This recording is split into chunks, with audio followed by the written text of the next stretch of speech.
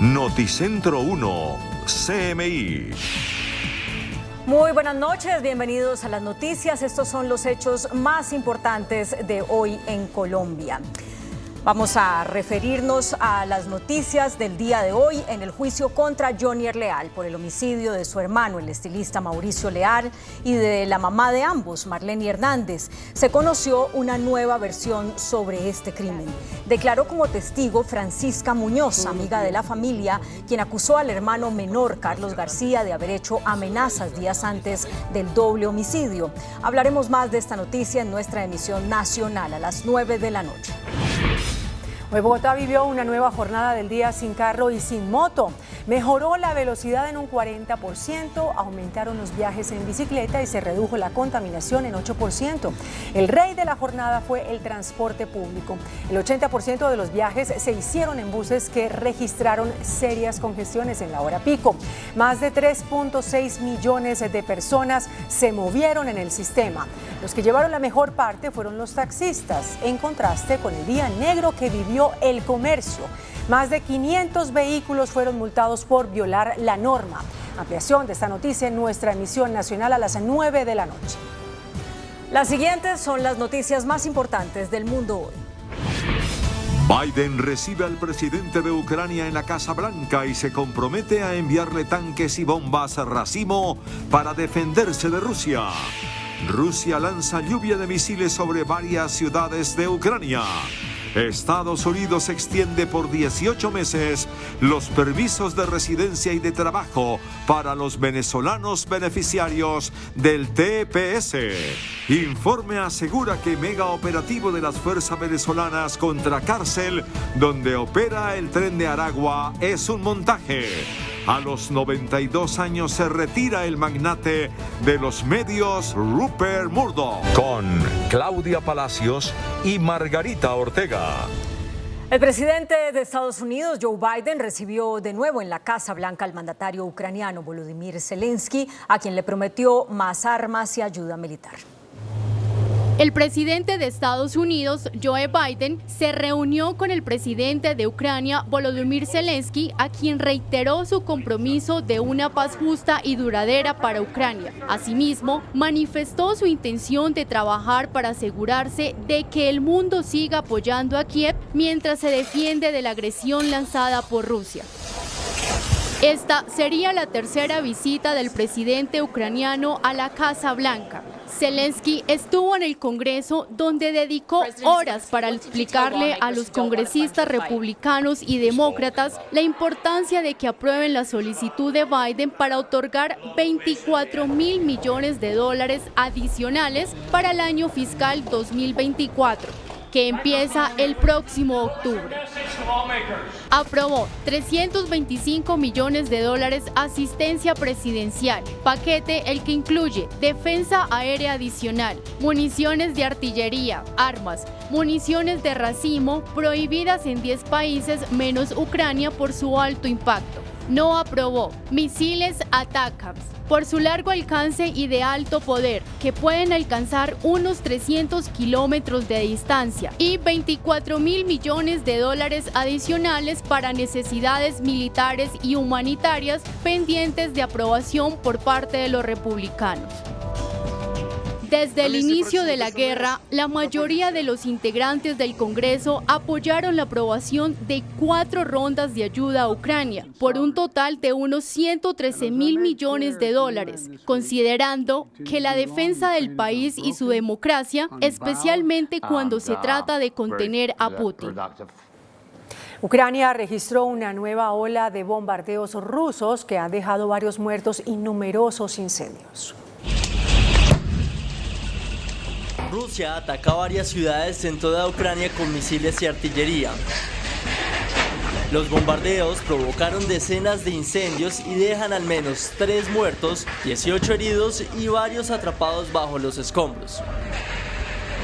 Por su parte, las autoridades informan que el ejército alcanzó a interceptar 36 misiles crucero de los 46 lanzados por Rusia. Este hecho sucede al momento en que Polonia anuncia que dejará de suministrar armas a Ucrania en medio de una disputa comercial. Esta ofensiva, que se realiza en el Día Internacional de la Paz, fue el mayor operativo del Kremlin en más de un mes y coincidió con la cumbre de la Asamblea General de las Naciones Unidas en Nueva York, donde el presidente de Ucrania, Volodymyr Zelensky, calificó a Rusia como un estado terrorista. Y el presidente de Estados Unidos, Joe Biden, también amplió el permiso de protección migratoria para venezolanos. El gobierno de Estados Unidos anunció la renovación y expansión de un permiso migratorio conocido como estatus de protección temporal, que permitiría a 472,000 personas trabajar y residir legalmente en Estados Unidos. Con este cambio, el número de migrantes que podrían obtener el permiso para trabajar y residir en Estados Unidos pasa de 242,700 a 472,000. Así informó el Departamento de Seguridad Nacional. Al expandir el TPS para migrantes, Biden permitiría que los venezolanos que han estado llegando de manera irregular a Estados Unidos en números récord en los últimos 2 años puedan regularizar temporalmente su situación. Amnistía Internacional le pidió a Colombia reconocer a los migrantes venezolanos como refugiados. Según datos, Colombia es el país que alberga el mayor número de ciudadanos venezolanos. Hasta junio de 2023 se estimaba que había 2,8 millones de venezolanos en Colombia, de los cuales apenas 1.367 habían sido reconocidos como refugiados. También criticó la falta de acceso al trabajo para las personas solicitantes de asilo en Colombia. Los mercados globales, incluyendo Wall Street, cerraron la jornada a la baja luego de los anuncios de la Reserva Federal que mantuvieron las tasas de interés, pero que abrieron la puerta a próximos aumentos. La bolsa de Nueva York baja su interés tras la decisión de la Reserva Federal, Fed, Banco Central, de mantener estables sus tasas, pero subirlas una vez más antes del fin de año. El Dow Jones perdió el 0.22%, el tecnológico Nasdaq el 1.53% y el índice S&P 500 el 0.94%. Se resalta que el Banco Central mantuvo sin cambios sus tasas de interés, como esperaban los mercados, en un rango de 5.25% a 5.50%, su nivel más alto en 22 años. Un informe de una ONG venezolana afirma que el megaoperativo lanzado por las fuerzas del gobierno Maduro contra la cárcel desde la que opera la banda conocida como el Tren de Aragua es un montaje que fue concertado con los líderes de la banda delincuencial. Aquí son privados. Luego que el gobierno nacional venezolano declarara un éxito total de la operación militar y policial Cacique Guaycaipuro, destinada a evaluar y reconstruir la cárcel de Aragua, mejor conocida como el penal de Tocolón, el Observatorio Venezolano de Prisiones, OVP, aseguró que fuentes cercanas a la operación militar, vecinos del penal, reclusos y familiares de ellos les dijeron que los líderes de la prisión negociaron con el gobierno la entrega de las instalaciones. Según la ONG, la toma del centro penitenciario había sido conversada con antelación con quien ha sido identificado como el máximo líder de Tocorón. De acuerdo con esta información, los cabecillas habían salido de las instalaciones días antes de la llegada de los cuerpos de seguridad de Estado sin informar a la población penal. Mauro Cid, asesor del entonces presidente de Brasil, Jair Bolsonaro, declaró que este planteó a las Fuerzas Armadas un golpe de Estado tras perder las elecciones frente a Luis Inácio Lula da Silva. El exmilitar dio esa versión a la policía en el marco de un acuerdo para cooperar en la investigación que se le sigue al expresidente Bolsonaro por presuntos delitos, entre ellos malversación de fondos e incitación a los disturbios de enero en la capital, Brasil. Según la Organización Internacional para los Migrantes, más de 43,000 personas fueron desplazadas por la tormenta Daniel. El ministro de la Juventud de Libia, Fattah el-Suni, en la Asamblea General de las Naciones Unidas solicitó ayuda mejor para superar los daños causados por las inundaciones y pidió al mundo su colaboración para poder superar la crisis sanitaria que hoy enfrentan las ciudades de Derna y Susa. La Organización Mundial de la Salud lanzó una advertencia por un brote de botulismo en Francia, una enfermedad que puede causar la muerte. Hasta el momento han sido reportados 15 casos, uno de ellos mortal. También la OMS advirtió de que en los próximos días las infecciones podrían extenderse entre ciudadanos y turistas debido a la afluencia de visitantes por el Mundial de Rugby. Rupert Murdoch se retira a los 92 años de la presidencia de Fox y News Corp. El poderoso magnate de los medios que construyó y supervisó uno de los imperios informativos más influyentes del mundo anunció que deja su cargo. Murdoch lleva 70 años al frente del negocio mediático y su retiro, según ha expresado, lo ha decidido en un momento de grandes oportunidades para la industria. Su hijo mayor quedará a cargo. La empresa automovilística Tesla presentó el nuevo prototipo de robots humanoides. Aunque Tesla enfoca su modelo de negocio a la venta de vehículos eléctricos, la compañía fundada por Elon Musk cuenta con otras divisiones. Una de ellas es la robótica. La compañía automovilística ya había presentado la idea en septiembre del 2022. Sin embargo, hace poco dio a conocer en sus redes sociales los avances de estos prototipos que parecen robots humanoides. Estos se llaman Optimus. La meta de la compañía es lograr un robot autónomo bípedo lo más pronto posible, que pueda realizar labores como atender a clientes, reemplazar piezas y armar autos. Con este fin, la empresa anunció que está contratando personal experto en tecnología e ingeniería para agilizar el proceso.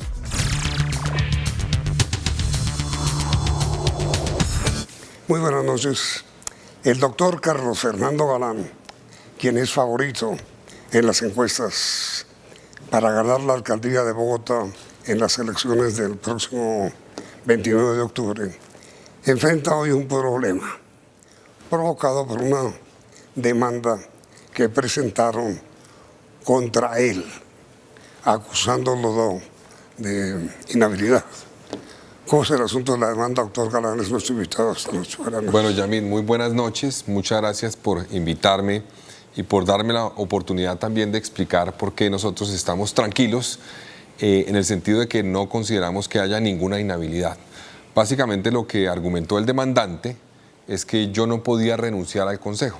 Yo estaba obligado a terminar mi periodo como concejal y que supuestamente al haber renunciado eso me genera la imposibilidad de aspirar a la alcaldía. Eso no existe ninguna norma en nuestro país que establezca eso. Las inhabilidades son claras y explícitas en la norma. Para uno estar inhabilitado para aspirar a un cargo como alcalde, tendría que haber ocupado un cargo público en la ciudad el año anterior, haber firmado un contrato, tener otro tipo de inhabilidades que tengan que ver eventualmente con sanciones. Eso no cabe la demanda en ninguna de las inhabilidades. Entonces, nosotros estamos tranquilos.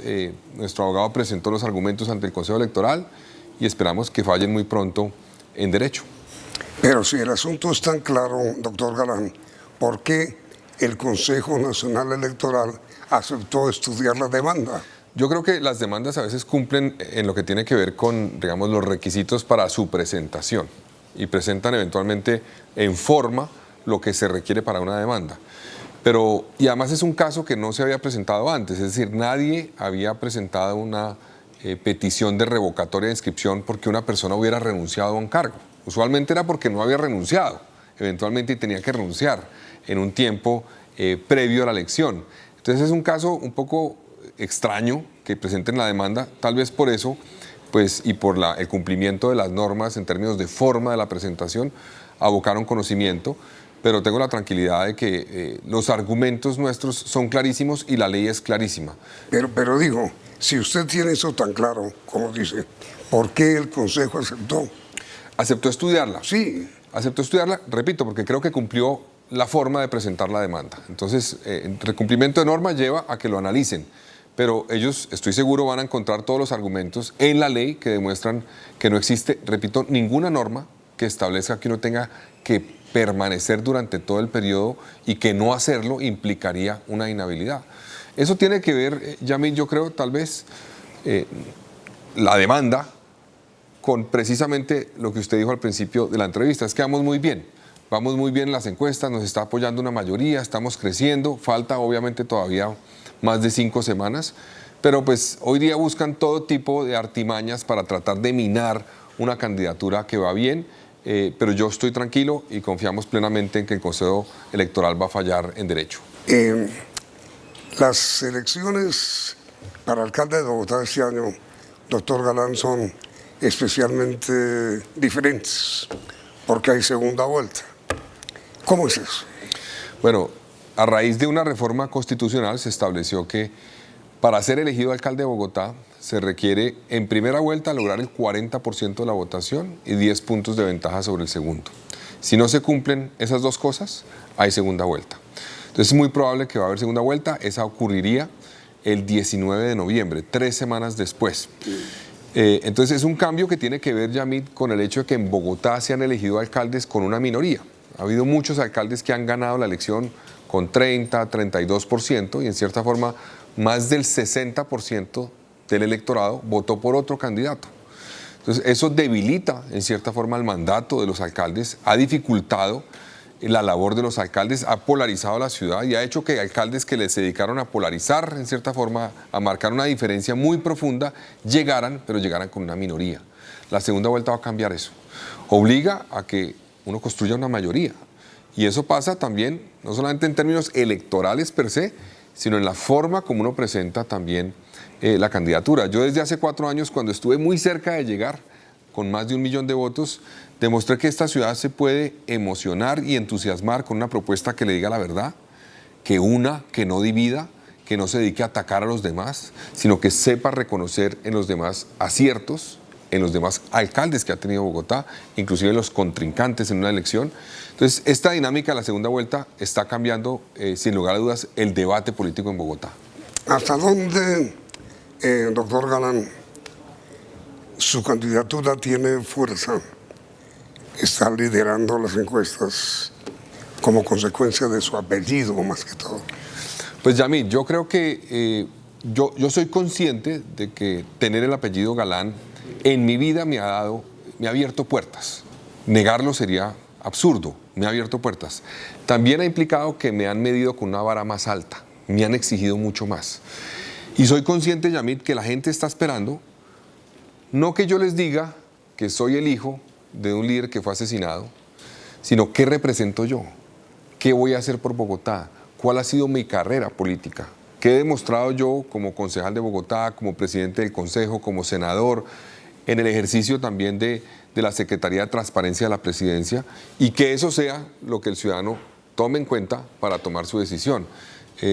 Para mí, Luis Carlos Galán es un referente y siempre lo será, pero la gente está esperando yo qué represento, qué le propongo, y eso es lo que creo que está haciendo que nos acompañen. A ver, hagamos una especie de examen, si usted lo permite, doctor Galán, a sus propuestas. Primero, ¿se va a mantener el pico y placa? El pico y placa no se puede cambiar o eliminar en el corto plazo, porque tenemos una crisis de movilidad, muchas obras en curso, y eliminarlo colapsaría aún más la ciudad a la que la tenemos colapsada en este momento. Lo que podemos buscar es modificar el horario con modelos técnicos que permitan hacerlo más eficiente, pero el pico y placa por ahora hay que mantenerlo. ¿Cómo es el modelo en el que está usted pensando? No, el modelo que vamos a analizar técnicamente es eventualmente en cambiar los horarios, contemplar que sea en hora pico, por ejemplo, solamente, y no durante todo el día. Pero es un tema que, repito, no debe hacerse, digamos, al vaivén de un criterio político de una campaña, sino con un criterio técnico, con expertos que hacen el análisis con modelos de movilidad y evalúan el impacto en la movilidad y en el comercio. Eliminar el pico y placa todo el día. Que no sea todo el día es una opción, sino que sea solamente en hora pico, como era originalmente. ¿Y eso no complica más las cosas? Depende, es que el horario de todo el día está afectando particularmente a algunos sectores. Hay comercios, mire, estuve hace unas semanas en el Gran San, en el Madrugón, un miércoles a las 5:30 de la mañana. Eso hace unos años era a reventar a esa hora. Ahorita es como entrar a un centro comercial a las 10 de la mañana, no hay nadie. Y en parte, no solamente es por la crisis económica que estamos viviendo, hoy, sino también es por cuenta del pico y placa. Es solo un ejemplo de cómo el pico y placa afecta al comercio y afecta al desarrollo de ciertas actividades. Entonces, repito, no he tomado la decisión porque la vamos a tomar con modelos que vamos a hacer en la Secretaría de Movilidad, pero vamos a buscar cuál es el más eficiente para mejorar la movilidad, para que no tengamos una afectación tan grave en el comercio en Bogotá. Pero con todo respeto, doctor Galán, ¿eso no debería usted tener ya claro si faltan un mes para elecciones? Yo lo que creo, Yamid, es que uno tiene que decirle a la gente la verdad.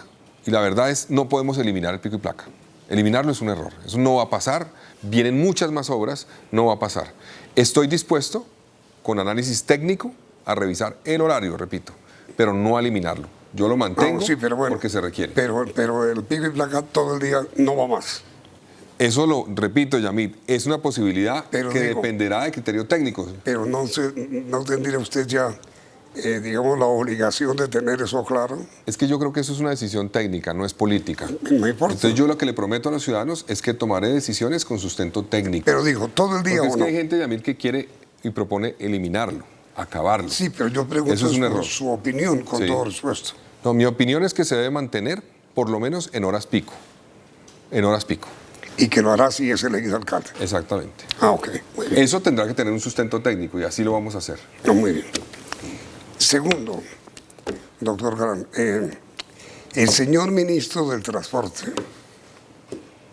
propuso recientemente un cambio en el sistema de Transmilenio, que sea gratis para todo el mundo, a cambio de un impuesto general sobre el consumo de energía. Sí. O mejor dicho, que llegaría el Transmilenio en el consumo de energía. ¿A usted qué le parece? Yamid, eso tiene que ver con una fórmula que se llama tarifa cero. Es decir, no cobrar cuando la persona se sube al sistema de transporte. Exacto. Entonces, primero que hay que decir a la gente es que no es gratis. Es decir, nada es gratis. Nada es gratis, no hay nada gratis. La operación del sistema va a costar y el costo se cubre con recursos que vienen o de la tarifa que se paga o que se busquen por otra alternativa como la tarifa de energía. Entonces, eso es lo primero. El cuento que nos han tratado de vender el presidente de que eso sería una gratuidad no es cierto, es cobrándolo por otro lado. Sí. Ahora, yo creo que es inviable la fórmula que plantea el presidente de la República. ¿Pero se le gusta o no le gusta? No, esa fórmula no me gusta. ¿Por qué? Porque hoy Bogotá cobra más o menos 3.8 billones de pesos por predial en total. Para poder cubrir el déficit tendríamos que cobrar 3.2 billones de pesos vía energía. Entonces, en la práctica es decirle a la gente, vamos a duplicar el predial en Bogotá, prácticamente, para poder pagar la operación del sistema de transporte. Eso es inviable, eso no se puede hacer. Lo que hay que hacer es hacerlo gradualmente. Entonces, primero le vamos a pedir al Gobierno Nacional plata con el Plan de Desarrollo Nacional, que incluye para una tarifa diferencial para estudiantes. Eso ya está en el Plan de Desarrollo del presidente Petro.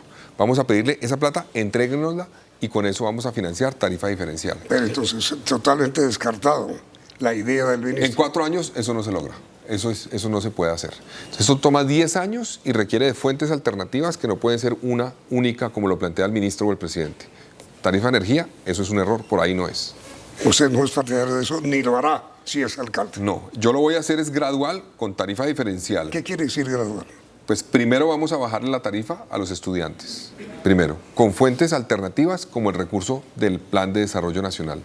Segundo, a una población que es la población Sisbén A y B, pobreza extrema, pobreza moderada, hoy tienen un descuento, 2.300 pesos, 30 viajes al mes. Vamos a ampliar el número de viajes a 40 y 50 viajes y vamos a bajar la tarifa a 2.000. Para los estudiantes. Esto es para Sisbén A y B. Pero digo, para estudiantes. No. Eso es para todo el Sisbén A y B. Toda la población Sisbén A y B, que eso es pobreza extrema y pobreza moderada. Estudiantes es convenios con las universidades. Ya la Nacional hizo un esfuerzo y eso garantiza que se pueda llegar a una tarifa cero para estudiantes, dar a estudiantes solamente. Progresivamente. Exactamente. Y eso es poco a poco. Y la meta nuestra es dar los pasos para que en alrededor de 10 años podamos llegar a una tarifa cero que, repito, no es gratis. Es decir, se está pagando por otra vía. Entonces, parte será... En 10 años fuera de su periodo de Sí, gobierno. pero por eso es que hay que hacerlo gradualmente. Yo no puedo llegar a eso en 4 años. Decir eso que en 4 años es un engaño a la gente. Pero los primeros pasos los vamos a dar. ¿Cuáles son esos primeros pasos? Tarifa diferencial a estudiantes, bajándola con esos recursos del gobierno nacional. Sisbena A y B, bajándola también. ¿Y cómo reemplaza usted el ingreso que hay hoy de lo que pagan los estudiantes? Con recursos del gobierno nacional que están comprometidos o planteados en el Plan de Desarrollo Nacional. Por una ¿Cuánto parte. hay ahí? No está estipulado claramente. En este presupuesto del actual, en la modificación que hubo, a Bogotá le dieron 600.000 millones de pesos, o le van a dar eso.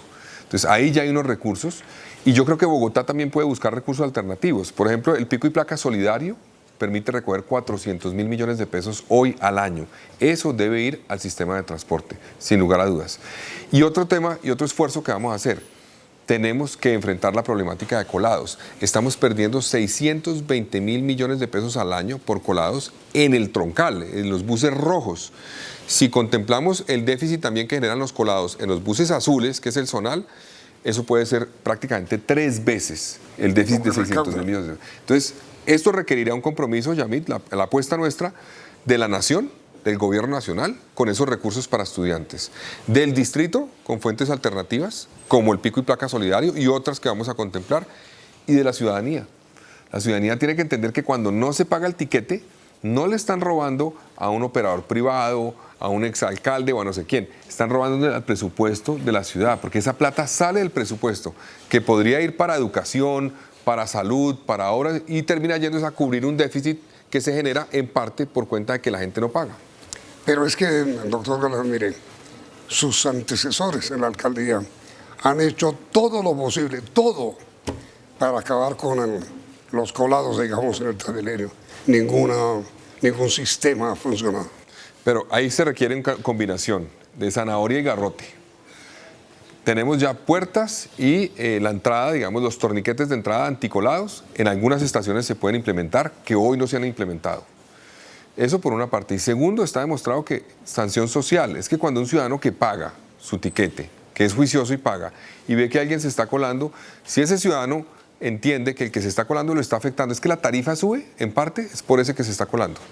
Si no se colaran tantos, o si lográramos reducir realmente a fondo eso, podríamos manejar mucho mejor el presupuesto y no subir la tarifa. En el gobierno de Claudia López subió 450 pesos la tarifa. Y eso pues tiene un impacto en el bolsillo de los ciudadanos que hoy están en crisis. Bogotá tiene una crisis de hambre en este momento.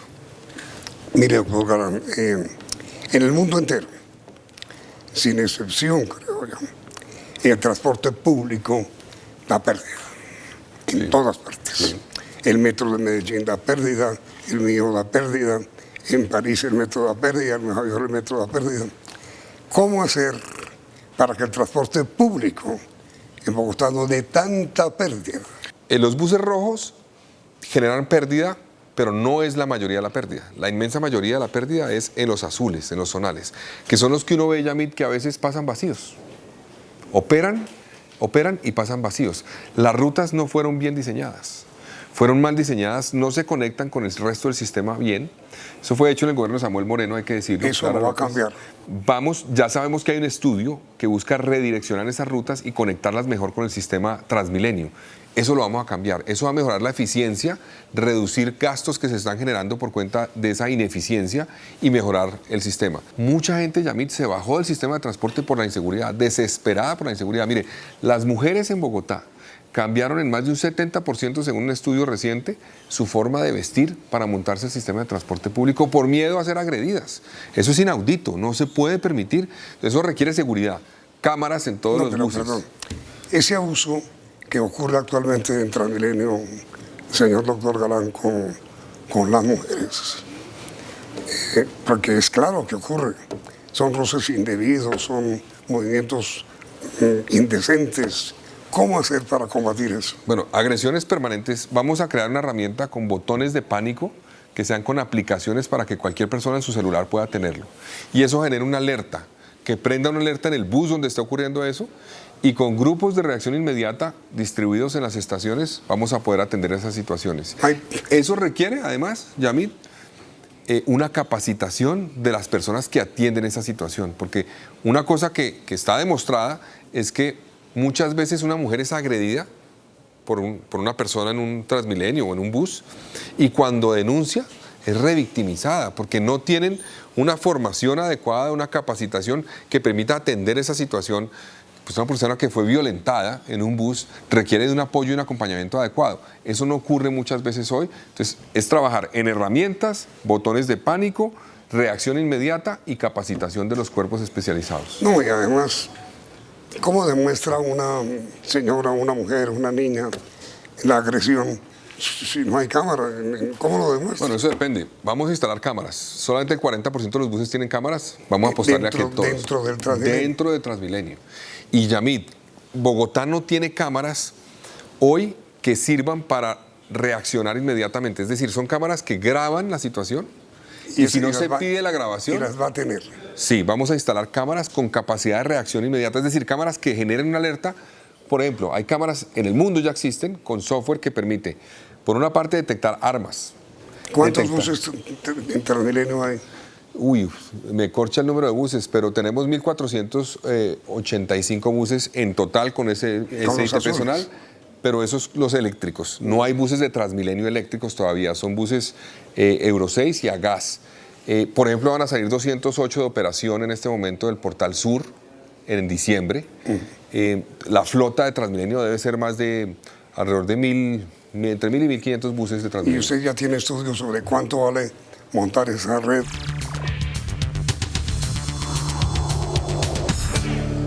¿Cuánto vale, doctor Galán, montar esa red? Yamit, el problema no es tanto las cámaras, porque los buses nuevos que entraron en operación a raíz del cambio de flota que ha hecho Peñalosa y Claudia tienen cámaras. Los anteriores no, pero los nuevos tienen cámaras. Y lo importante en el fondo no es solamente la cámara, sino el software. El software que permita detectar una agresión, detectar un arma, recoger eventualmente el sonido que implica pues un llamado de pánico o de alerta de una persona en el bus. Entonces la clave es trabajar más en el software, no se requiere tanto, digamos, las cámaras que ya están, sino es utilizar mejor. Hoy las cámaras de Transmilenio graban una situación, pero no hay nadie mirándolas. Es decir, eso simplemente sirve para guardar eso, y si alguien renuncia a un delito, llaman a Transmilenio y le piden la imagen. Y si se hace después de 10 días, ya está borrado. Increíble eso. Entonces, es un tema de software y de identificar con ese software la capacidad de reaccionar inmediatamente. No hay derecho a eso. Pero es increíble que Bogotá no tenga, por ejemplo, cámaras que detecten placas. Medellín tiene eso. Usted pone en el sistema de Medellín la placa de un carro que acaba de cometer un delito, una persona que se montó en el carro, y el sistema de cámaras le dice dónde está el carro casi que en tiempo real. Acaba de pasar por esta vía. Bogotá no tiene eso. Es increíble que con un presupuesto de 514.000 millones de pesos este año en seguridad no tengamos esa herramienta. La vamos a tener. A ver, ¿cuál es el mayor problema que tiene hoy Bogotá, doctor Galán? El más urgente y el que nos piden en todas las localidades es el tema de seguridad. Inseguridad. Sí, la gente está desesperada por la problemática de seguridad, todas las localidades de Bogotá. Y hay que decir que eso es un problema que no se resuelve de la noche a la mañana, pero sí se puede lograr un impacto rápido en la seguridad de Bogotá. Uno es porque, Yamit, hablábamos hace un rato, en Bogotá están operando grandes bandas delincuenciales que se nutren del narcotráfico. El celular que se roban en Bogotá, o la bicicleta, o el vehículo que se roban, o la extorsión, todo es una cadena delincuencial que está conectada con grandes organizaciones. Colombia está nadando en narcotráfico en este momento. En el año 2000 se producían... ¿Colombia o Bogotá? Y Bogotá, las dos. En el año 2000 se producían 550 toneladas de cocaína, hoy 1.738. Y Bogotá es un centro de distribución por donde hay rutas que pasan y eso está afectando, y esas rutas están controlando en cierta forma la operación criminal de todas esas bandas que se dedican al hurto callejero, a cualquier cosa. La extorsión, las cárceles son call centers de la extorsión. Y el gota a gota, que es algo que particularmente afecta, por ejemplo, a vendedores informales en Bogotá, que dependen del gota a gota porque nadie más les presta. Ese gota a gota se nutre de los recursos del narcotráfico. Entonces, estamos en una situación que además me permite usted con esa pregunta hablar del tema de la paz total. Yo creo que Bogotá debería tener la posibilidad de participar en esas discusiones de paz total, porque nos está afectando directamente, como a otros centros urbanos del país, a Bogotá la está afectando la paz total, porque hay una especie de actitud de brazos caídos por falta de apoyo de las Fuerzas Armadas en Colombia, y eso ocurre también en Bogotá. No hay apoyo adecuado y estamos en cierta forma en una actitud permisiva con esas bandas delincuenciales. Pero sabe, doctor Galán, que el director de la policía dijo hace una semana de tiempo que eso no es verdad, que ni hay brazos caídos, ni la paz total ha provocado alguna actitud pasiva frente al delito. Yo entiendo lo que significa para el general, digamos, el cargo que tiene y las implicaciones, pero yo sí percibo en la policía que sienten falta de apoyo. La policía hay que exigirle, pero hay que respaldarla también, que sienta el apoyo político, que sienta que estamos ahí detrás para ayudarle. Y ese es un compromiso mío. Por ejemplo, para enfrentar esas bandas se requiere investigación criminal, inteligencia. Eso no lo hace la Secretaría de Seguridad, no lo hace la alcaldía, lo hace la policía en llave con la fiscalía. Nosotros vamos a apoyarlos, a darles las herramientas para que puedan hacerlo y de esa forma podamos cumplir la política de seguridad. Dicho de otra manera, doctor Galán, la paz total no funciona en Bogotá. No, está afectando a Bogotá el ejercicio de paz total y está implicando graves deterioros de la seguridad en las calles de Bogotá. Es decir, las diferencias de opinión entre la alcaldesa López y el presidente Petro, que han sido una de las características de los dos gobernantes, ¿va a continuar con usted? No, digamos, vamos a tener diferencias, sin lugar a dudas. Lo que pasa es que yo creo que hay que privilegiar espacios de diálogo institucional y yo le voy a apostar a eso. Institucionalmente manifestar nuestras diferencias con lo que se está haciendo y pidiendo cambios de la política. Yo entiendo la problemática que genera una pelea en Twitter, eso no tiene sentido. Los gobernantes tenemos unos canales en los que vamos a trabajar y a través de los cuales podemos transmitir nuestro pensamiento. No va a haber diferencias con el presidente. Sí va a haber, respetuosas y con argumentos vamos a tratar de convencerlo. ¿En qué sentido piensa usted o cuáles son los temas sobre los que les cree que va a haber diferencias? Bueno. Como el tiempo se nos agotó, grabemos ya, doctor Galán, para mañana nuestro segundo programa. Muy bien. Usted es muy amable. Gracias, Yamil. Ya ustedes los invitamos a la segunda parte de esta entrevista, mañana a esta hora. Muchas gracias por la sintonía y continúen aquí, en Noticentro 1. Noticentro 1, CMI. Contralor advierte sobre el riesgo de apagón. Sería apagón financiero y apagón real, previene el funcionario. Tarifas de energía han crecido hasta 300% este año, denuncia el Contralor. Avión fantasma y tanquetas para controlar orden público en Cauca. Acuerdos para desbloquear vía llano. Intención de voto. Esta noche, Neiva. Con Claudia Palacios y Margarita Ortega. Iniciamos nuestra segunda hora de noticias. El Contralor en funciones, Carlos Mario Zuluaga, advirtió hoy sobre el riesgo de un apagón en Colombia. Dijo que las tarifas de energía han aumentado hasta un 300% y que es necesario que los proyectos atrasados como Hidroituango entren en funcionamiento cuanto antes. Desde Cartagena, la Contraloría advirtió sobre el aumento desmedido que tendrían las tarifas de energía en el país. Tiene que ver con el incremento del kilovatio hora en menos de un año, cuando todavía no ha entrado en firme el fenómeno del Niño. Cuando uno dice que hace 7 meses el kilovatio hora costaba 250 y hoy vale 1100 y que hay un incremento del 300%, ya hay una alerta sobre lo que está pasando con el costo de la energía. Sumado a lo anterior, el órgano de control cuestionó los retrasos en los proyectos que debían entrar en operación como Hidroituango para garantizar el abastecimiento energético en el país y las implicaciones que traerá. El país el próximo año puede tener un problema serio de abastecimiento energético y un apagón financiero que puede también terminar siendo un apagón real de energía. Por otra parte, reveló las irregularidades que ha encontrado la entidad en el pago de la cuota monetaria que realizan las cajas de compensación a casi 45.000 personas pensionadas que no tenían derecho al beneficio. Fueron 9.275 millones de pesos que se giraron por por las cajas de compensación a beneficiarios de personas que sí estaban pensionadas. El contralor se encontraba en la capital de Bolívar realizando visitas a varios centros de salud y un colegio. Desde el gremio de las empresas de servicios públicos advierten que el gobierno sí tiene la capacidad para reducir las tarifas de energía. El presidente de Andesco dijo que una rebaja en las tarifas de energía es decisión del gobierno nacional y no de las empresas de servicio.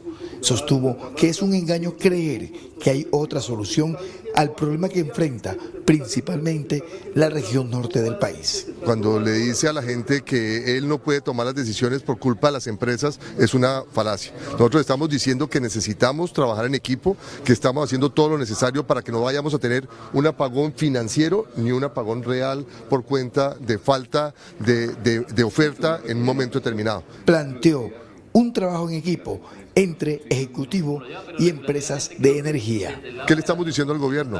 No nos pongamos a hacer populismo. El populismo de decir que vamos a salir a marchar, con las marchas vamos a lograr bajar las tarifas, no, se tiene que hacer con instrumentos a través de la CREG. Tenemos que poner recursos nuevos del presupuesto nacional. El presidente de Andesco hizo la declaración en el panel Oportunidades y Soluciones para el Caribe Colombiano en materia de energía y gas, parte del programa del Foro Caribe BIS. La general Sandra Hernández, directora encargada de la Policía Nacional, reveló detalles del envío de hombres, de un avión fantasma y de tanquetas al Cauca para enfrentar las alteraciones de orden público de los últimos días en esa zona del país.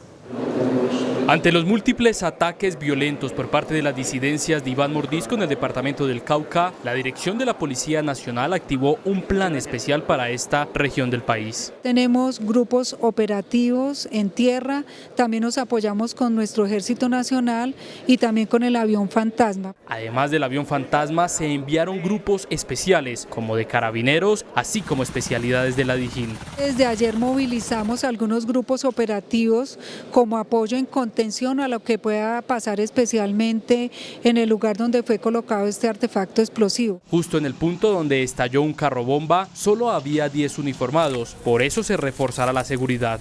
Bueno, ayer se enviaron 2 secciones de los escuadrones móviles de carabineros, grupos operativos como los COPES, el apoyo aéreo. La general Sandra Hernández, comandante de la Policía de Bogotá, está a cargo de la dirección de la Policía Nacional por la visita que hace el general Salamanca a Jamaica a una cumbre antidrogas. Un consejo de seguridad para analizar la situación de orden público que afecta al departamento del Cauca y el estado de las negociaciones con grupos armados ilegales encabezó el presidente Gustavo Petro. En la Casa de Nariño, durante 5 horas, el jefe de Estado fue informado por el ministro de Defensa, Iván Velázquez, y los mandos militares y de policía sobre los hechos violentos que han sacudido al país en diferentes regiones, pero sobre todo en el departamento del Cauca. También acerca de violaciones al cese el fuego por parte del ELN, lo mismo que los enfrentamientos entre disidencias de las FARC y otras organizaciones armadas ilegales. A propósito del Día Internacional de la Paz establecido por Naciones Unidas, la organización Indepaz reveló un informe que dice que en Colombia son 10 las zonas críticas por la violencia.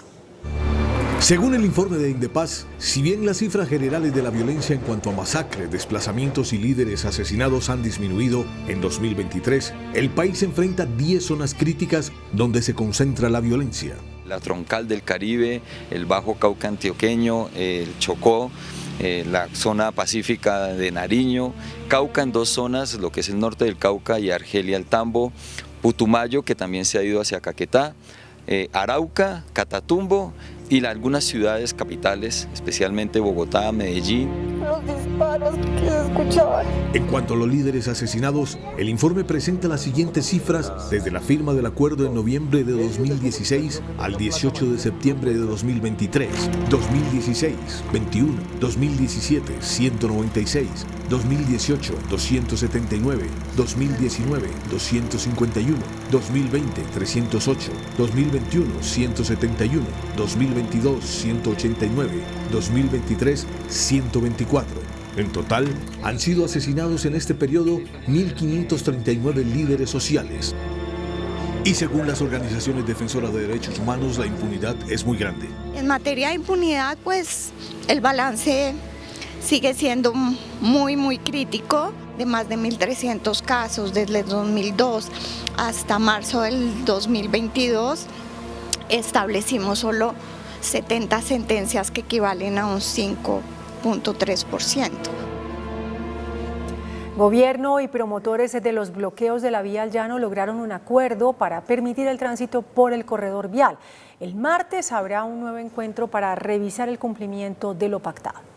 Aunque en las últimas horas se habilitó nuevamente el tránsito por la vía al llano, tras levantar el bloqueo en Guayabetal, los transportadores siguen preocupados por la incertidumbre que generan los constantes cierres debido a deslizamientos, lluvias y manifestaciones de la comunidad.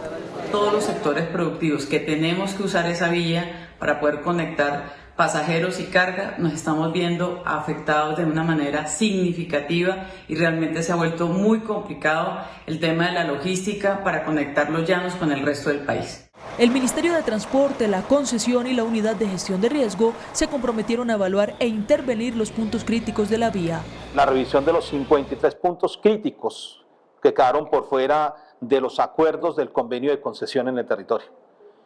Esa agenda es una agenda del ministro de Transporte. Los PMU continuarán hasta el próximo martes, día en el que el gobierno llevará propuestas a la comunidad en materia de infraestructura y cobro de peajes.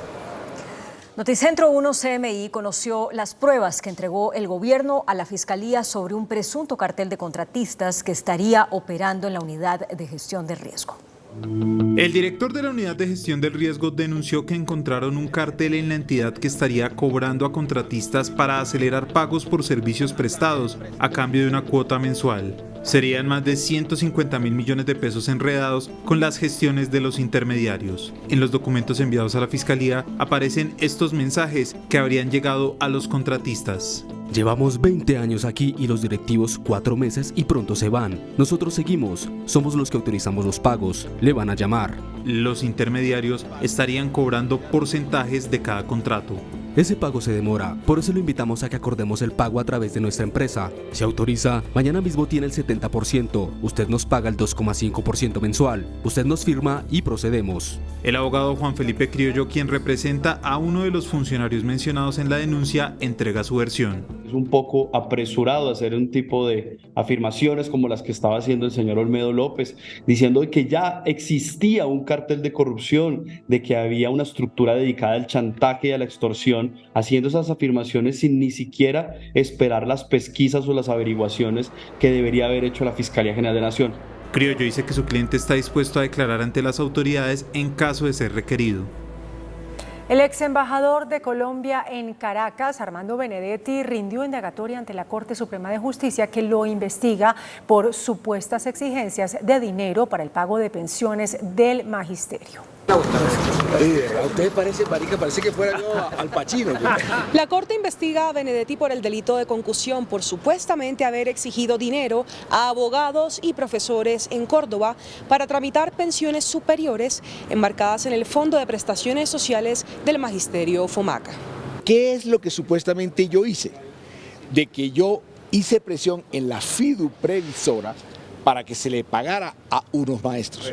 Nunca ha habido un pago en esos procesos. Durante la diligencia, Benedetti señaló al fiscal delegado Daniel Hernández de supuestas presiones al testigo Álvaro Burgos para que lo involucrara en este proceso judicial. Burgos dice, es que aquí estuvo, eso fue un lunes, el viernes y el sábado a la noche estuvo el bandido, la rata Daniel Hernández y también el fiscal Parada, diciéndole que si hablaba bien de mí, lo sacaban de la cárcel. Benedetti acudió a la diligencia con su esposa y así se refirió al ser consultado sobre su controversia con la ex jefa de gabinete, Laura Sarabia. Yo que tuve que ir con esa vaina, chico.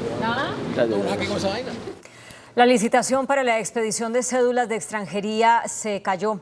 El director de Migración Colombia, Fernando García, confirmó que se canceló el proceso que el gobierno venía adelantando con una empresa privada para la expedición de cédulas para no nacidos en nuestro país. Bogotá vivió una nueva jornada de día sin carro. Comercio e industria reportan millonarias pérdidas, mientras que el distrito reporta una mejora en la velocidad y las condiciones ambientales de la ciudad. Lejos de la caótica realidad, así se vio Bogotá en el segundo día sin carro y sin moto del año. Se siente como un domingo, pero entre semana. Más de 2 millones de vehículos salieron de circulación. Particularmente vimos una reducción importante en carbón negro, en black carbon, que se produce por la combustión, que se redujo en 8%. En ruido, se redujo el ruido en 39% de nuestras estaciones. El rey de la jornada fue el transporte público. El 80% de los viajes se hicieron en buses, que registraron serias congestiones en la hora pico. Hemos tenido más de 3.600.000 validaciones en todo nuestro sistema de transporte, tanto troncal como zonal como en nuestro cable. Más de 1 millón de personas se movieron en bicicleta. Más despejado, uno se siente más seguro, está uno como sin la cohibición de que de pronto lo pueda, no sé, arrollar un vehículo. Espectacular, muy descongestionadas las vías. Los que llevaron la mejor parte fueron los taxistas. Lo que yo a esta hora lo hago en todo un día. Hoy he hecho 20 carreras. Actualmente. Y un día normal por ahí 15. La otra cara de la moneda fue la del comercio, almacenes y negocios de repuestos vacíos. Vivimos de vender a los carros, pues no hay carros, no hay nada, pues estamos haciendo aseo porque no hay nada que hacer. Empresarios como Mario Hernández criticaron la medida y pusieron sobre la mesa el costo para la economía. Como ellos no han generado un peso los políticos, como no saben qué es trabajar, como no saben qué es generar de empleo, entonces no es que seamos mezquinos, yo no me voy a quebrar, ni me estoy quejando. Tenemos que controlar el medio ambiente, pero al contrario, lo que tiene que hacer el alcalde es cómo se generan más ingresos para acabar con la inseguridad y la pobreza. Durante el día fueron sancionados más de 500 conductores. En el juicio contra Jonier Leal por el homicidio del estilista Mauricio Leal, su hermano y su mamá Marlene Hernández, se conoció una nueva versión sobre el crimen que involucraría al hermano menor de la familia, Carlos García. En el juicio contra Jonier Leal por el homicidio de Mauricio Leal, su hermano, y su mamá Marlene Hernández, testificó Francisca Muñoz, quien se presentó al estrado como amiga de toda la vida de Marlene Hernández y Mauricio. La mujer sorprendió al arrojar una versión sobre el crimen y de la participación de Carlos Andrés García, el hermano menor de la familia, quien está detenido por un caso de violación en una cárcel en Cali. Que le tenía odio a Mauro. Después Jonier me llamó, Carlos me llamó y me dijo que valía la pena matarlos. La testigo asegura que la amenaza de Carlos García se habría dado porque no recibía ayuda económica en la cárcel por parte de su familia. Yo estuve, apenas murió Mauro, a raíz de eso, a las palabras de él, me aterré y yo dije, carajo, sería el que lo hizo. Pese a la versión del testigo, la fiscalía por el momento solo ha vinculado al doble homicidio a Jonier Leal. Una fuerte discusión sostuvieron hoy el alcalde de Medellín, Daniel Quintero, y el concejal Sebastián López. Así interrumpió el concejal del Centro Democrático, Sebastián López, una rueda de prensa en la que el alcalde explicó por qué radicó un proyecto de acuerdo para diluir la participación de EPM en Tigo 1. E iban a beneficiar. Y concejales como usted se robó la plata de Medellín. Usted se robó. Usted, concejal, salió a votar para que nos tumbaran a los antioqueños. Concejal que le robó la plata a Medellín. Usted, Daniel Duque y el bobo de Simón Pérez, que le robaron a Medellín. La discusión derivó en insultos e incluso ambos se trataron de ladrones y hasta hubo menciones al expresidente Álvaro Uribe. ¡Ladrón! ¡Ladrón! ¡Ladrón! ¡Ladrón! Usted y Uribe se están robando a Medellín. Usted y Uribe se están robando a Medellín. Ambos se cuestionaron y el cruce de palabras escaló a una polémica advertencia del mandatario local. El mayor responsable es su jefe. Uribe lo violaba de usted. No tiemble, hombre. De la rabia, papá. Porque nos robaron, porque nos da rabia que nos tumbe. No tiemble. Para no pegarle. No tiemble. Y el problema de fondo, que consiste en buscar una solución a la crisis financiera de Tigo UNE, continúa en Veremos. Y estalló un choque entre la representante de la Cámara, Catherine Jubinao, y la fiscal Angélica Monsalve por la divulgación de un video de la parlamentaria. En medio de la situación terció el presidente Gustavo Petro. Y para eso necesito hacer 2 cámaras y 2 senados. Esto es 16 años como parlamentaria. ¿Y después? Justo después me quiero ir a una isla frente al mar. Estas declaraciones de la representante Caterine Jubinao, que inicialmente fueron filtradas como un audio, desataron la ira de la congresista, quien señaló a la fiscal Angélica Monsalve de la filtración. Denuncio a la fiscal Angélica Monsalve por violar mi intimidad, entrar a mi casa y grabarme sin autorización, diciéndome mentiras y constriñendo mis respuestas frente a sus falsas informaciones. Anuncio las acciones legales correspondientes con el agravante de su condición de servidora pública. Usted, señora Monsalve, no ofrece garantías a la ciudadanía y no debe seguir en su cargo. Lamentable que una fiscal de la República use su posición para abusar de su poder de esta manera. La fiscal respondió publicando el video completo. Afirmó que nunca fue una grabación ilegal. Ese video fue grabado en mi casa a petición de ella, ni siquiera mía, ni siquiera fue iniciativa mía. Es un video donde ella dice que se lo haga. La congresista anunció acciones legales en un video enviado a todos los medios de comunicación. Y no es posible que usted esté acudiendo a estas artimañas para congraciarse con un gobierno que usted simplemente busca ser fiscal. La representante le dijo a este medio que tuvo 3 encuentros con Monsalve. En el primero se grabó el video en casa de la fiscal con su consentimiento. Sin embargo, señala la congresista que nunca autorizó la divulgación ni tampoco edición que se hizo en la primera parte conocida. Afirma que habló inicialmente de un audio ilegal porque en el último encuentro en su casa hablaron de temas similares y ligó, asegura, que había sido en esa oportunidad. La unidad de víctimas anunció la entrega de una millonaria reparación a más de 3.000 víctimas de la violencia. Son más de 23.000 millones de pesos entregados por la unidad de víctimas. En el marco de los eventos, la directora habló de la reforma a la ley de víctimas que el gobierno va a radicar. Para cumplir con los derechos, no solo a la indemnización, sino a los derechos a la reparación integral efectiva de las víctimas. Esta reforma que vamos a presentar próximamente requiere también el apoyo y la participación de las víctimas porque son sus derechos los que se van a debatir en el Congreso de la República. Cabe recordar que desde las curules de paz ya radicaron también una reforma. Las reparaciones se dieron en Apartadó, Buenaventura, Cali y Tuluá. La Comisión Sexta del Senado realizó una audiencia pública sobre el proyecto de ley para garantizar el pluralismo informativo y prohibir las cláusulas de exclusividad en el mercado publicitario de la televisión abierta, práctica que hoy en día está poniendo en peligro la supervivencia de algunos canales nacionales o regionales y de otros medios de comunicación. Con la participación de representantes de canales regionales de televisión, del Canal 1, Caracol, la Superintendencia de Industria y Comercio, Asomedios y otros actores de la industria de la información, se realizó este debate hoy en la Comisión Sexta del Senado. Hay medios nacionales y regionales en peligro por la práctica restrictiva de la pauta mediante cláusulas de exclusividad que canales como Caracol están aplicando a las empresas anunciantes. Los 30 medios más importantes del país obtuvieron el año pasado utilidades por 148.000 millones de pesos, mientras que solamente Caracol liquidó utilidades por 181.000 millones de pesos. Nosotros queremos presentar una alerta sobre lo que está pasando. Las utilidades de los 14 canales, desde los primeros 14 canales de televisión en audiencias en Colombia, son 148.000 millones de pesos. Un solo canal tiene 181.000 millones de pesos.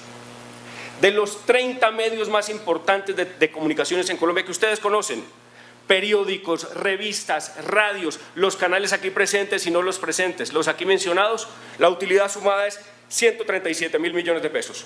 Un solo canal tiene 181.000 millones de pesos. Yo no sé si esto es legal o ilegal, pero por lo menos es inmoral. El presidente del Canal 1, Ramiro Avendaño, alertó sobre los peligros que tiene para la libertad de información seguir con estas prácticas. El riesgo es tener una sociedad menos informada, una sociedad a la que no le llegue información de calidad, con criterio, que le ayude a formar su propio criterio. ¿Cuál es el problema al que nos enfrentamos hoy en día? Una terrible concentración, prácticas restrictivas de libre competencia en las que se le ofrece a los anunciantes una condición especial, casi que desde el punto de vista económico imposible de negar si excluyen en sus planes de medios a una empresa u otra con nombre y apellido o si le reducen la participación, es decir, si se le hace una inversión inferior al share, inferior a la inversión en audiencias. El representante del canal Caracol, Jorge Martínez de León, admitió la existencia de esas cláusulas de exclusividad, pero aseguró que no va contra la libre competencia en el mercado de televisión. El negocio de la televisión es un negocio que implica dinero, como muchos negocios. Si uno no incluye obras que la gente quiera ver, pues no hay rating. Y si no hay rating, no hay ventas. No podemos simplemente incluir en una exposición de motivos que para salvar el pluralismo informativo se restringen las cláusulas de competencia porque, repito, uno no ayuda al mercado incluyendo disposiciones que son inconstitucionales, antitécnicas e innecesarias. La senadora Sandra Jaimes, convocante del debate, advirtió que el proyecto que tramita el Congreso para poner fin a estas prácticas de exclusividad publicitaria no tendrá nombre propio. Se redujo el número de nacimientos en Colombia y aumentaron las defunciones durante el segundo trimestre del año, según el DANE. Las muertes en el país aumentaron 1.9% en el segundo trimestre del 2023, acumulando 67.426 defunciones. Las principales causas son enfermedades del corazón, enfermedades cerebrovasculares, enfermedades crónicas en vías respiratorias y agresiones, homicidios. La población se va moviendo hacia las enfermedades que son no transmisibles, ya yéndonos más hacia ese proceso de envejecimiento de la población colombiana. Preocupa que las causas no naturales de muerte también aumentaron.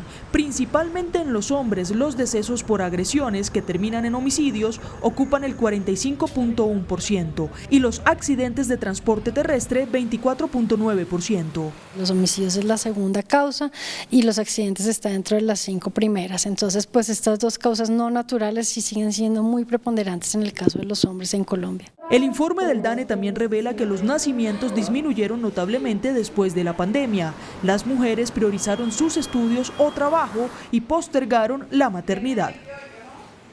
A esta hora se presenta un grave incendio forestal en el sector de Altos de Menga. Es un área compartida entre los municipios de Yumbo y Santiago de Cali. Aunque la emergencia está siendo atendida por más de 100 unidades de la Defensa Civil y el Cuerpo de Bomberos Voluntarios de ambos municipios, la conflagración se ha propagado hacia el centro de la capital vallecaucana. Los fuertes vientos y las altas temperaturas dificultan la labor de los organismos de socorro. Solo 4 de cada 10 bogotanos creen que es buen momento para comprar vivienda. Eso es lo que revela un estudio de Camacol, Bogotá, Cundinamarca. Las tasas de interés, el acceso a crédito y la falta de subsidios han generado incertidumbre en el mercado inmobiliario. No obstante, el 40% de los hogares que tienen intención de compra quieren concretarla este año. Sobre todo, están buscando oferta en las localidades de Engativá, Suba, Chapinero y Usaquén. La alcaldesa de Bogotá, Claudia López, defendió en el Congreso durante una audiencia el proyecto con el que busca crear un cuerpo de policía local para la capital del país. La alcaldesa Claudia López defendió en el Congreso de la República la necesidad de crear una policía local en Bogotá. Todos los alcaldes estamos desesperados con el crecimiento del crimen, del hurto, del atraco, del abuso a las mujeres, a las niñas, a los niños. Desesperados y sin herramientas. Y es que los 16.000 uniformados disponibles no dan abasto. Hoy la capital tiene el número de policías más bajo de la historia. Nos engañaron, recibieron la plata, formaron los policías y nos redujeron el pie de fuerza en vez de incrementarlo. Por eso hizo un contundente llamado al Congreso. Lo primero que yo le quiero rogar al Congreso de Colombia es que no acabe el debate en el primer debate y archive este proyecto. De verdad sería un insulto con Colombia y con Bogotá. La policía local es para ciudades de más de 2 millones de habitantes. Se trata de un cuerpo civil que se encargaría de los temas de convivencia y sería financiada con impuestos locales. A las 7:06 de la noche aterrizó en el aeropuerto El Dorado el vuelo proveniente de París con el féretro que trae el cuerpo del maestro Fernando Botero. El maestro fue recibido por su hija Lina Botero. Mañana habrá una sesión extraordinaria en el Congreso de la República en homenaje al gran maestro. Se dispondrá una cámara ardiente que será abierta al público a partir de las 2 de la tarde para quienes quieran acercarse a darle una despedida. Los gremios de la producción urgieron al gobierno un plan para reactivar la economía y frenar la desaceleración. crecimiento de la economía colombiana en el segundo trimestre del año fue del 0,3%, lo que significó una desaceleración frente al mismo periodo del año anterior, cuando registró 7,3%. El panorama para el cierre de 2023 no es el mejor y las expectativas de los gremios son del 1,5%, mientras el Banco de la República prevé 0,9%. La industria, la construcción y el comercio entre los más afectados por una menor demanda de los hogares. Van 10 meses consecutivos disminuyendo el índice de confianza del consumidor. Ese es un indicador muy malo porque muestra que el consumo de los hogares está estancándose. Se insiste en un plan de reactivación, ya que no es suficiente con una reducción de las tasas de interés del Banco de la República. Hace rato Fenalco viene diciendo bajemos la tasa de usura. Eso es resorte del gobierno recalculando la fórmula de la tasa de interés de Usuma. Segundo, redirigir el gasto público hacia sectores productivos y no solamente hacia subsidios improductivos. Para los agricultores, los bloqueos en carreteras podrían acentuar una mayor caída del crecimiento por una menor actividad productiva. Son más de 500 bloqueos a las carreteras entre enero y agosto y eso empieza a generar ya mucho temor a la hora de la toma de decisiones por parte de los empresarios y los productores. Para los gremios, el menor crecimiento puede empezar a afectar el empleo.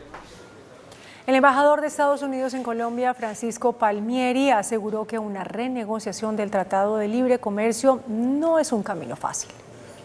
Durante el foro virtual de la Cámara de Comercio Colomboamericana en sus 68 años, el diplomático se pronunció sobre el Tratado de Libre Comercio al señalar que abrir una renegociación no será un camino fácil y puede ser poco productivo. Y proteger lo que tenemos, porque hay fuerzas dentro de los Estados Unidos que quieren reanalizar en una manera mucho más crítica al concepto de libre comercio con otros países. Para la Cámara de Comercio Colomboamericana se debe trabajar en un proceso de aprovechamiento a un TLC que ha sido de beneficio para el país. ¿Qué sí tenemos que hacer? Hablemos más de aprovechamiento y menos de renegociación. A la fecha se tienen mesas de trabajo entre ambos gobiernos para el análisis de temas sobre el TLC. El director técnico del Comité Autónomo de la Regla Fiscal, Andrés Velasco, advirtió que hay dudas sobre los ingresos de la nación para el 2024. La noticia económica del día. El Comité Independiente hizo varias advertencias sobre el presupuesto del próximo año al considerar que no es clara la fuente de ingresos expuesta por el Ministerio de Hacienda. Se mantienen las dudas sobre los recursos provenientes de la DIAN por litigios y fiscalización. A ello se suma la caída de las utilidades de Ecopetrol, que representará menores dividendos en 2024. Se puede hablar de un faltante cercano a los 34 billones de pesos. Cómo, digamos, queda la compañía y si es realmente viable, ¿cierto?, esperar que de los dividendos de Ecopetrol surjan más recursos que los que estaban programados en el marco fiscal de mediano plazo. El directivo también expone preocupación por los recursos de capital. Los problemas de financiamiento pueden ocasionar un incumplimiento a la regla fiscal. Hay unos recursos que financian gastos permanentes, gastos estructurales, ¿cierto?, que no son ingresos permanentes. Desde el comité se hace un llamado al Congreso de la República para lo que será el segundo debate del presupuesto general. La Unidad de Planificación Rural reportó un alza en el abastecimiento de alimentos al mes de agosto. De acuerdo con la entidad, para este periodo las centrales mayoristas registraron un mayor ingreso de alimentos, generando una disminución de precios en gran parte de los productos de la canasta familiar. El índice de capitalización de la bolsa, que mide el comportamiento de las 25 principales acciones, cerró a la baja. El índice selectivo MSCI Colcap de la Bolsa de Valores de Colombia bajó 1,2% a 1.095 puntos. La acción preferencial de Cementos Argos fue la que más subió, con una valorización de 7,47% a 2.720 pesos. La acción de la Bolsa de Valores de Colombia fue la que más bajó, con una pérdida de 9,28% a 8.210 pesos. La acción más negociada de la jornada fue la de Bancolombia, al movilizar más de 18.000 millones de pesos, con una variación negativa de 2,74% a 32.000 pesos. El dólar cerró al alza. Indicadores económicos en Noticentro 1, CMI. La tasa representativa del mercado que regirá para mañana viernes será de 3.948 pesos con 25 centavos. Los profesionales del cambio compran la divisa en promedio en 3.860 pesos y la venden en 3.900 pesos. Un euro cuesta 4.177 pesos con 10 centavos. La libra de café en Nueva York se cotizó a $1.54. El azúcar se transó en 26,85 centavos de dólar la libra. El barril de petróleo WTI se cotizó en $89.58. La referencia Brent para Colombia se cotizó en $93.27. Una acción de Ecopetrol cuesta 2.468 pesos. Noticentro 1 CMI revela la encuesta del Centro Nacional de Consultoría sobre la intención de voto para la alcaldía de Neiva. Estos son los resultados. Si las elecciones para la alcaldía de Neiva fueran mañana, ¿qué tan probable es que usted vote? Definitivamente sí votaría, 75%. Probablemente sí votaría, 25%. Pensando en las próximas elecciones del 29 de octubre a la alcaldía de Neiva, ¿por cuál de los siguientes candidatos votaría usted? Germán Casagua Bonilla de Acciones por Neiva, 35%. Héctor Javier Osorio Botello del Partido Nuevo Liberalismo, 11%. Wilker Snyder Bautista Macías de Por la Vida en Neiva, 9%. Jorge Andrés Gueche Artunduaga de Es Entre Todos, 5%. Edison Amin Lozada Perdomo del partido Así, 4%. Voto en blanco, 10%. Ninguno, 6%. No sabe, no responde, 16%. Esta es la ficha técnica de la encuesta. Tenemos una noticia al cierre. Hace minutos se presentó un ataque a una patrulla de la policía en el municipio de Policarpa, en Nariño. Hasta el momento se reportan 5 personas heridas. Ningún grupo se ha atribuido el hecho hasta ahora. Hasta aquí Noticentro 1 CMI.